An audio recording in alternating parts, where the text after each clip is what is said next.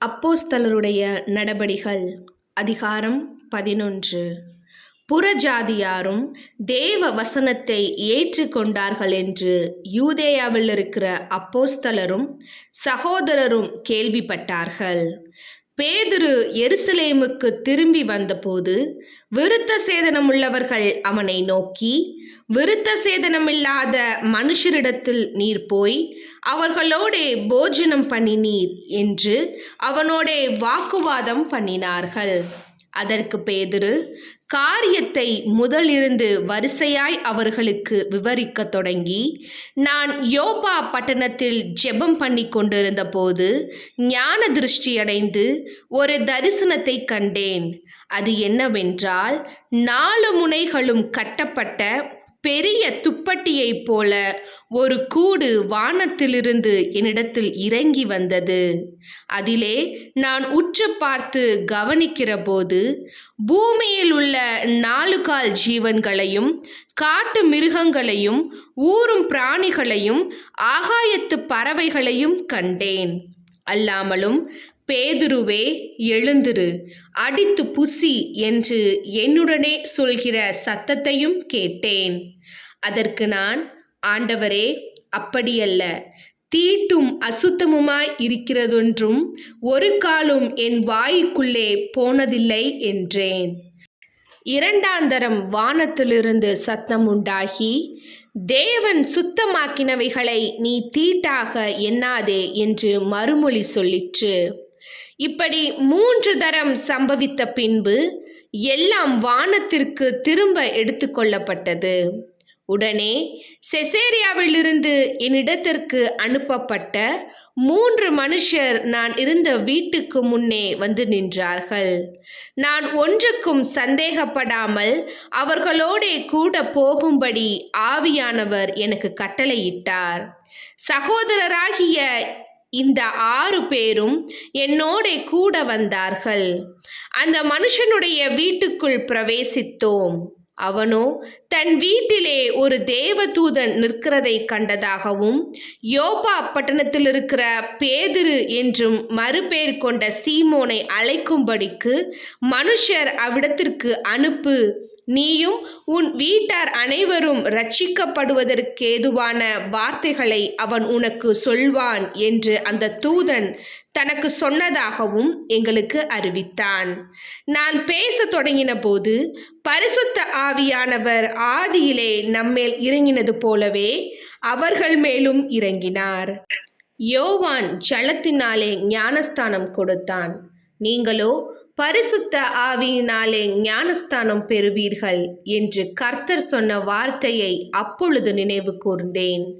ஆதலால் கர்த்தராகிய இயேசு கிறிஸ்துவை விசுவாசித்திருக்கிற நமக்கு தேவன் வரத்தை அனுக்கிரகம் பண்ணியிருக்கிறது போல அவர்களுக்கும் அந்த வரத்தையே அனுக்கிரகம் பண்ணியிருக்கும் போது தேவனை தடுக்கிறதற்கு நான் எம்மாத்திரம் என்றான். இவைகளை அவர்கள் கேட்ட பொழுது அமர்ந்திருந்து, அப்படியானால் ஜீவனுக்கேதுவான மனம் திரும்புதலை தேவன் புறஜாதியாருக்கும் அருளிச் செய்தார் என்று சொல்லி தேவனை மகிமைப்படுத்தினார்கள். ஸ்தேவான் நிமித்தமாய் எழும்பின உபத்திரவத்தினாலே சிதறப்பட்டவர்கள் சுவிசேஷ வசனத்தை யூதர்களுக்கேயன்றி மற்ற ஒருவருக்கும் அறிவியாமல் பெனிக்கே நாடு, சீப்புரு தீவு, அந்தியோக்கியா பட்டணம் வரைக்கும் சுற்றித் திரிந்தார்கள். அவர்களில் சீப்புரு தீவாரும் சீரேனே பட்டணத்தாருமாகிய சிலர் அந்தியோக்கியா பட்டணத்துக்கு வந்து கிரேக்கருடனே பேசி கர்த்தராகிய இயேசு கிறிஸ்துவை பிரசங்கித்தார்கள். கர்த்தருடைய கரம் அவர்களோடே இருந்தது. அநேக ஜனங்கள் விசுவாசிகளாகி கர்த்தரிடத்தில் திரும்பினார்கள். எருசலேமில் உள்ள சபையார் இந்த காரியங்களை குறித்து கேள்விப்பட்ட போது அந்தியோக்கியா வரைக்கும் போகும்படிக்கு பர்னபாவை அனுப்பினார்கள்.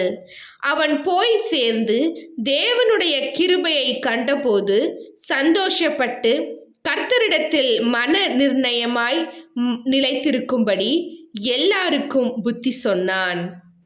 அவன் நல்லவனும் பரிசுத்த ஆவியினாலும் விசுவாசத்தினாலும் நிறைந்தவனுமாய் இருந்தான். அநேக ஜனங்கள் கர்த்தரிடமாய் சேர்க்கப்பட்டார்கள். பின்பு பர்னபா சவுலை தேடும்படி தர்சுவுக்கு புறப்பட்டு போய் அவனை கண்டு அந்தியோக்கியாவுக்கு அழைத்து கொண்டு வந்தான். அவர்கள் 1 வருஷ காலமாய் சபையோடே கூடி இருந்து அநேக ஜனங்களுக்கு உபதேசம் பண்ணினார்கள். முதல் அந்தியோக்கியாவிலே சீஷர்களுக்கு கிறிஸ்தவர்கள் என்கிற பேர் வழங்கப்பட்டது. அந்நாட்களிலே எருசலேமிலிருந்து சில தீர்க்கதரிசிகள் அந்தியோக்கியாவுக்கு வந்தார்கள். அவர்களில் ஒருவனாகிய அகபு என்பவன் எழுந்து, உலகமெங்கும் கொடிய பஞ்சம் உண்டாகும் என்று ஆவியானவராலே அறிவித்தான்.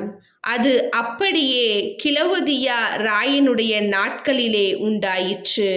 அப்பொழுது சீஷர்கள் அவரவர் தங்கள் தங்கள் திராணிக்கு தக்கதாக யூதேயாவில் குடியிருக்கிற சகோதரருக்கு உதவியாக பணம் சேர்த்து அனுப்ப வேண்டுமென்று தீர்மானம் பண்ணினார்கள்.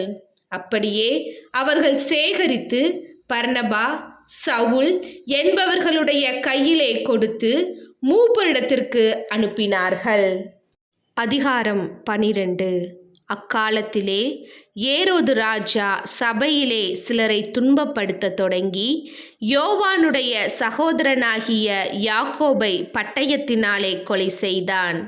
அது யூதருக்கு பிரியமாய் இருக்கிறதென்று அவன் கண்டு பேதுருவையும் பிடிக்கத் தொடர்ந்தான். அப்பொழுது புளிப்பில்லாத அப்ப பண்டிகை நாட்களாய் இருந்தது. அவனை பிடித்து சிறைச்சாலையிலே வைத்து பஸ்கா பண்டிகைக்கு பின்பு ஜனங்களுக்கு முன்பாக அவனை வெளியே கொண்டு வரலாம் என்று எண்ணி அவனை காக்கும்படி வகுப்புக்கு 4 போர்ச்சேவகராக ஏற்படுத்திய 4 வகுப்புகளின் வசமாக ஒப்புவித்தான். அப்படியே பேதுரு சிறைச்சாலையிலே காக்கப்பட்டிருக்கையில் சபையார் அவனுக்காக தேவனை நோக்கி ஊக்கத்தோடே ஜெபம் பண்ணினார்கள். ஏரோது அவனை வெளியே கொண்டு வரும்படி குறித்திருந்த நாளுக்கு முந்தின நாள் ராத்திரியிலே பேதுரு 2 சங்கிலிகளினாலே கட்டப்பட்டு 2 சேவகர் நடுவே நித்திரை பண்ணி கொண்டிருந்தான். காவற்காரரும் கதவுக்கு முன்னிருந்த சிறைச்சாலை காத்து கொண்டு இருந்தார்கள். அப்பொழுது கர்த்தருடைய தூதன் அங்கே வந்து நின்றான். அறையிலே வெளிச்சம் பிரகாசித்தது. அவன் பேதுருவை விலாவிலே தட்டி, சீக்கிரமாய் எழுந்திரு என்று அவனை எழுப்பினான். உடனே சங்கிலிகள் அவன் கையிலிருந்து விழுந்தது. தூதன் அவனை நோக்கி, உன் அறையை கட்டி உன் பாதரட்சைகளை தொடுத்துக்கொள் என்றான். அவன் அந்தப்படியே செய்தான். தூதன் பின்னும் அவனை நோக்கி, உன் வஸ்திரத்தை போர்த்தி கொண்டு என் பின்னே வா என்றான். அந்தப்படியே அவன் புறப்பட்டு அவனுக்கு பின் சென்று தூதனால் செய்யப்பட்டது மெய்யென்று அறியாமல் தான் ஒரு தரிசனம் காண்கிறதாக நினைத்தான். அவர்கள் 1ஆம் காவலையும் 2ஆம் காவலையும் கடந்து நகரத்திற்கு போகிற இருப்பு கதவண்டையிலே வந்தபோது அது தானாய் அவர்களுக்கு திறவுண்டது. அதன் வழியாய் அவர்கள் புறப்பட்டு ஒரு வீதி நெடுக நடந்து போனார்கள். உடனே தூதன் அவனை விட்டு போய்விட்டான். பேதுருவுக்கு தெளிவு வந்தபோது, ஏரோதின் கைக்கும் யூத ஜனங்களின் எண்ணங்களுக்கும் என்னை விடுதலையாக்கும்படிக்கு கர்த்தர் தம்முடைய தூதனை அனுப்பினார் என்று நான் இப்பொழுது மெய்யாகவே அறிந்திருக்கிறேன் என்றான். அவன் இப்படி நிச்சயித்து கொண்டு மார்க்கு என்னும் பேர் கொண்ட யோவானுடைய தாயாகிய மரியாள் வீட்டுக்கு வந்தான். அங்கே அநேகர் கூடி ஜெபம் பண்ணி கொண்டிருந்தார்கள். பேதுரு வாசற் கதவை தட்டின போது ரோதை என்னும் பேர் கொண்ட ஒரு பெண் ஒற்று கேட்க வந்தாள்.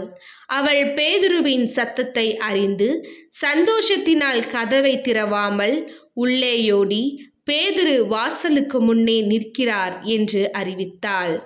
அவர்கள், நீ பிதற்றுகிறாய் என்றார்கள். அவளோ அவர்தான் என்று உறுதியாய் சாதித்தாள். அப்பொழுது அவர்கள் அவருடைய தூதனாய் இருக்கலாம் என்றார்கள். பேதுரு பின்னும் தட்டி கொண்டிருந்தான். அவர்கள் திறந்தபோது அவனை கண்டு பிரமித்தார்கள். அவர்கள் பேசாமல் இருக்கும்படி அவன் கையமர்த்தி கர்த்தர் தன்னை காவலிலிருந்து விடுதலையாக்கின விதத்தை அவர்களுக்கு விவரித்து, இந்த செய்தியை யாக்கோபுக்கும் சகோதரருக்கும் அறிவியுங்கள் என்று சொல்லி புறப்பட்டு வேறொரு இடத்திற்கு போனான். பொழுது விடிந்த பின்பு பேதுருவை குறித்து சேவகருக்குள்ளே உண்டான கலக்கம் கொஞ்சமல்ல. ஏரோது அவனை தேடி காணாமற் போன போது காவற்காரரை விசாரணை செய்து அவர்களை கொலை செய்யும்படி கட்டளையிட்டு, பின்பு யூதேயா தேசத்தை விட்டு செசேரியா பட்டணத்துக்கு போய் அங்கே வாசம் பண்ணினான். அக்காலத்திலே ஏரோது தீரியர் பேரிலும் சீதோனியர் பேரிலும் மிகவும் கோபமாய் இருந்தான். தங்கள் தேசம் ராஜாவின் தேசத்தினால் போஷிக்கப்பட்டபடியினால் அவர்கள் ஒருமனப்பட்டு அவனிடத்தில் வந்து ராஜாவின் வீட்டு விசாரணைக்காரனாகிய பிலஸ்துவை தங்கள் வசமாக்கி சமாதானம் கேட்டுக்கொண்டார்கள். குறித்த நாளிலே ஏரோது ராஜ வஸ்திரம் தரித்துக்கொண்டு சிங்காசனத்தின் மேல் உட்கார்ந்து அவர்களுக்கு பிரசங்கம் பண்ணினான். அப்பொழுது ஜனங்கள், இது மனுஷ சத்தமல்ல, இது தேவ சத்தம் என்று ஆர்ப்பரித்தார்கள். அவன் தேவனுக்கு மகிமையை செலுத்தாதபடியினால் உடனே கர்த்தருடைய தூதன் அவனை அடித்தான். அவன் புழுப்புழுத்து இறந்தான். தேவ வசனம் வளர்ந்து பெருகிற்று. பர்னபாவும் சவுலும் தர்ம ஊழியத்தை நிறைவேற்றின பின்பு மாற்கு என்னும் மறுபேர் கொண்ட யோவானை கூட்டிக் கொண்டு எருசலேமை விட்டு திரும்பி வந்தார்கள்.